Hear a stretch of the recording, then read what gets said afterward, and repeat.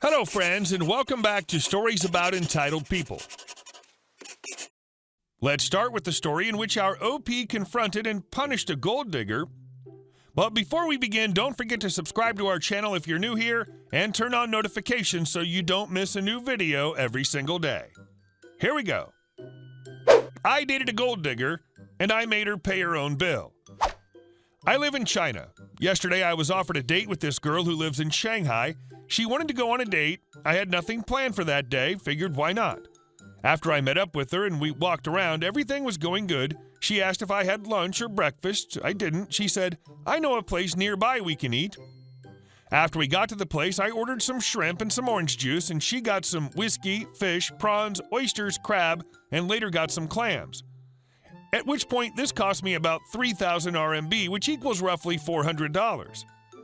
Every 15 minutes or so, she would order 4 more glasses of whiskey, and I think later she ordered some clams on top of that.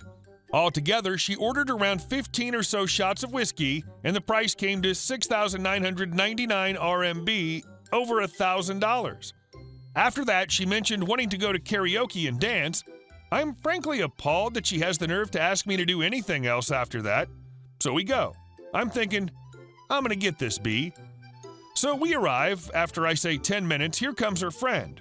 She, the gold digger, ordered a bottle of fine wine, around 3,000 RMB. Her friend ordered some sparkling wine, 1,100 RMB. I got some Tsingtao, common beer. I told her, I'll be right back. I need to ask the bartender a question. The karaoke has a bar, too.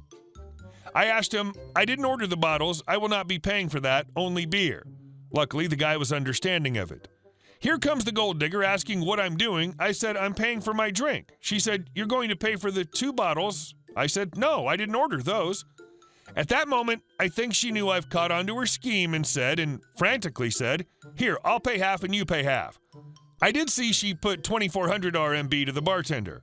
I stood my ground and said, I'm not paying for that. I didn't want that. After literally 5 minutes of telling her that, she went back to her seat. I pay 60 RMB for the beer. I want to be more pretty and talk with the girls. She mentioned she doesn't have the money to pay for the drink. I said, not my problem. I didn't want that. I'm not your sugar daddy. Then she said, if you can't pay for that, I have to get another friend and help. In the corner of my eye, I look at her friend that came in earlier. She had that awkward look on her face that she didn't have any money on her either. Her last attempt to have me pay was on the promise to sleep with me, which she wasn't going to do even if I did. I said, F nah, and walked out. At that moment, I pulled out my phone and removed her from my WeChat. It's a messaging app. So for her attempt to have a night on the town at my expense, she had to pay a 4,000 RMB bill, about $600, that she couldn't pay. If she's to be believed and had to resort to getting another friend to help her out, she's going to have a rough time smoothing that over. Or if she's lucky, she's going to pay off the bar by working there for a while. And our second story. Reposted revenge on entitled coworker. Cast: me, entitled worker, Libby, also known as the Tick, the Eye of Sauron, and Conan the Grammarian, my friends Mark and Kevin. Changed. Tick had a well-deserved reputation as a toxic person. She would painstakingly script any interaction with another person so that she was up here and you were down there. Her rules were, she speaks, you listen. She teaches, you learn. She tells, you obey. Mind you, she was a coworker, not a supervisor. Little bit of background. Tick had been a counselor for new employees at one point, which was a really bad idea. Our organization has a bad habit of finding the worst, most insecure person for a position and putting them in there. She was known to try and win the trust of new employees and then use what they said against her in an effort to get them fired over trivial things. She would also watch the new employees to find any minor infraction and also try to get them fired. This is where she gained the nickname of the Eye of Sauron. After 2 lessons, the supervisor told her that she was no longer welcome. The supervisor was a down-to-earth, true gentleman with infinite patience. He was my counselor when I was new. I ran into him one day after this, and he told me that she was a piece of human excrement. Coming from a man of that much patience, that said a lot. In our office, Tick would watch all of the other employees like a hawk. If she saw some minor infraction, she'd run to the boss's office, glance back at everyone, and flick her hand, saying loudly, "There's a problem with another employee." She would then go in and close the door. Afterward, some poor schmuck would suffer an evil fate. She literally dimed people out for a 16-minute coffee break and a 46-minute lunch break. She dimed out one guy for having sand in the company vehicle, but he lived on the beach and had to walk over sand to get to the car. We were all horrified that the supervisor even gave her the time of day. It was so disruptive, and Tick reveled in the power. So some genius supervisor decided to put her in charge of a whole section of paperwork. Not a supervisor, but just the person to ensure formatting and correct procedure. She began kicking back paperwork for 3 spaces after a period, 2 spaces after a comma, telling you to change puppy to little dog.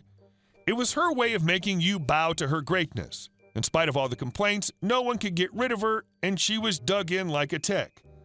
I had rebuffed her attempts to make me her flunky. One time, she demanded I stop working on my project because I would be working for her from now on. I was to be her baby employee and carry her things and help her format her paperwork. I had been in for 7 years and stopped her cold, so I was on the naughty list.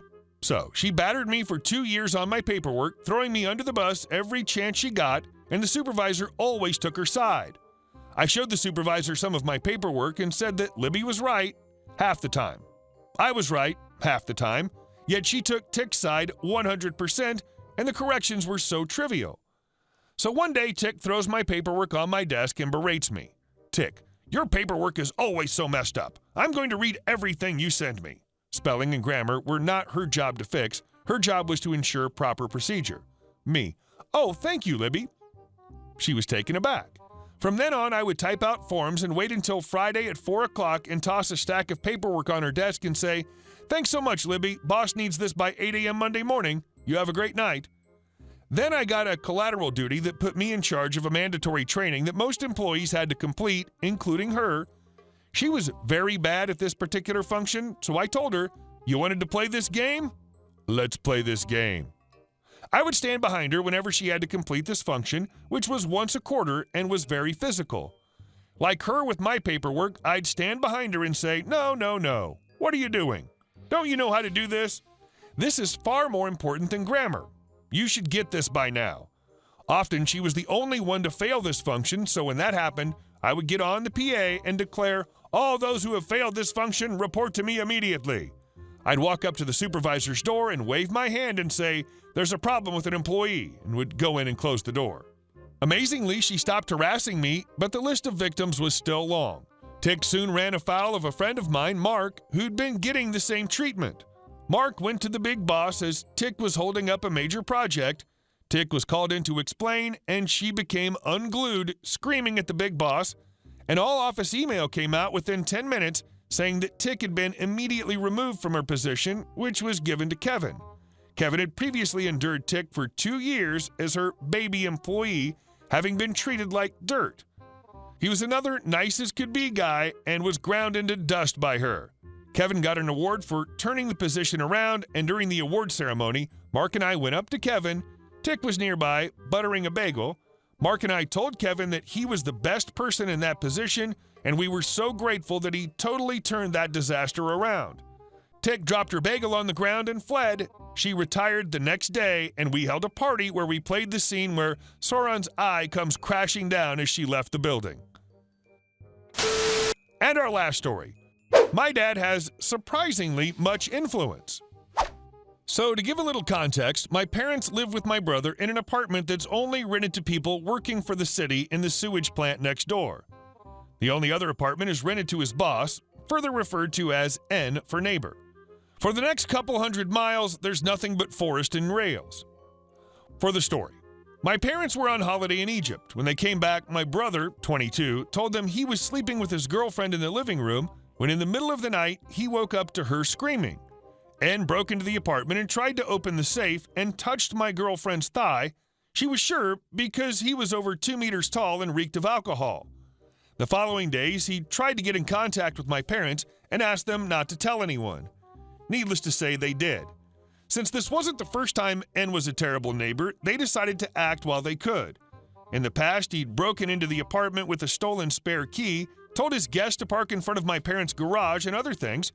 They offered N to report himself to the police before they did. To make sure he did, my dad went to the local police station and asked if he did. Surprisingly enough, he did. even if he downplayed what had happened. The revenge. My dad made sure to tell this story to whomever it concerned. First of all, he pushed for the city council, he's part of the council, to fire him immediately, which at first they didn't want to. After the whole story became known, they changed their minds very fast. My brother's girlfriend was a trainee in a facility owned by the city. That made N her boss as well. Since he'd violated his protection duty, they decided to fire him immediately with no vote against it. Would have been a pity if that was everything. My dad talked about the story to the head of the sewage plants of our state and made sure he would not get a government job anywhere near, no matter how the police investigation turned out. He also happened to run into a few old friends of his that worked in high positions all throughout the police, firefighters, Red Cross, and his colleagues at the school he teaches at from time to time. At this time, N was already screwed since he couldn't get a job or a new apartment within a 100-kilometer radius for sure. Here's where I come into play. N learned to be a chemist. Since I myself work in a big company that is chemical industry, I dropped some not-so-subtle hints to someone searching for a job in that field with his description and what happened. Needless to say, it spread throughout other companies in the region as well as some friends of mine, so no job for N here as well. I'm pretty sure N has to start somewhere else. Hey guys, thank you all for watching the video. I'll see you in the next one.